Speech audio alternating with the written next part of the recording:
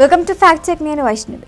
జమ్మూ కాశ్మీర్లోని పహల్గామ్లో జరిగిన ఉగ్రదాడి తర్వాత పాకిస్తాన్కు భారత్ వైపు ఎలాంటి సాయం అందకుండా చర్యలు తీసుకుంటోంది.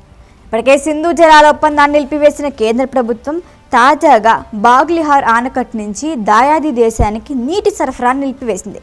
పొరుగు దేశాన్ని ఎండగట్టే చర్యలో ఇది రెండోదిగా చెప్పాలి.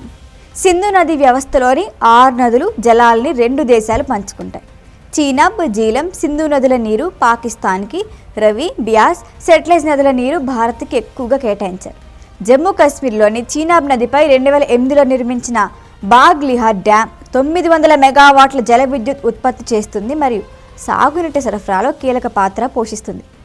ఈ డ్యామ్ నుంచే పాకిస్తాన్కి వెళ్లే నీటిని 2025 ఏప్రిల్ 29 నుంచి నిలిపివేశారు. బాగ్లిహార్ డ్యాంలోని స్లూయిస్ స్పిల్వే గేట్లని అధికారులు మూసేశారు. దీంతో ఇప్పుడు చీనాబ్ నదిలోకి నీటి ప్రవాహం పూర్తిగా ఆగిపోయింది. అక్కడి ముజఫరాబాద్ సమీపంలో గత వారం జీలం నదిలో నీటి మట్టం ఒక్కసారిగా కొన్ని అడుగులు పెరిగిపోయింది. దీంతో స్థానిక అధికారులు హటియాన్ బాలా అనే ప్రాంతంలో ఎమర్జెన్సీ ప్రకటించాల్సి వచ్చింది.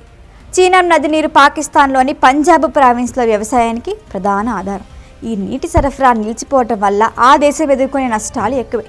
నీటి సరఫరా ఆగిపోవడంతో ఈ పంటల సాగు తీవ్రంగా దెబ్బతింటోంది. చోలిస్తాన్ ప్రాజెక్టు, ఇతర నీటిపారుదల వ్యవస్థలు నీటి కొరతతో స్తంభించే ప్రమాదం ఉంది.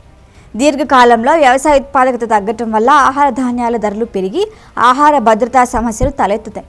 అయితే పాకిస్తాన్ ప్రధానమంత్రి షెహబాజ్ షరీఫ్ భారత్ రెచ్చగొట్టే చర్యలకు బాధ్యతాయుతంగా స్పందిస్తామని పేర్కొన్నారు.